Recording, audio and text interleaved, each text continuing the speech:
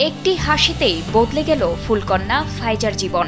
ফুলের মতো দেখতে ছোট্ট ফাইজা রাস্তায় ফুল বিক্রি করার একটি ভিডিও সামাজিক যোগাযোগ মাধ্যমে ছড়িয়ে পড়ে।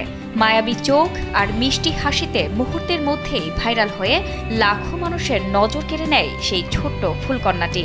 যে বয়সে থাকার কথা ছিল স্কুলের বেঞ্চে বন্ধুদের সাথে হাসি খেলা আর স্বপ্ন বোনাই, সেই বয়সেই তাকে নামতে হয়েছে জীবিকার কঠিন সংগ্রামে। তবে অন্ধকারের মাঝেও এসেছে আশার আলো।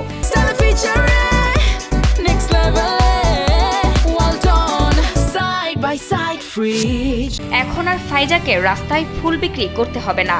ছোট্ট সেই ফুলকন্যার পড়ালেখা, জীবন ধারণ এবং ভবিষ্যতের যাবতীয় খরচের দায়িত্ব নিয়েছেন সিলেটের বিশিষ্ট ব্যবসায়ী ও সমাজসেবক ফাহিম আল চৌধুরী।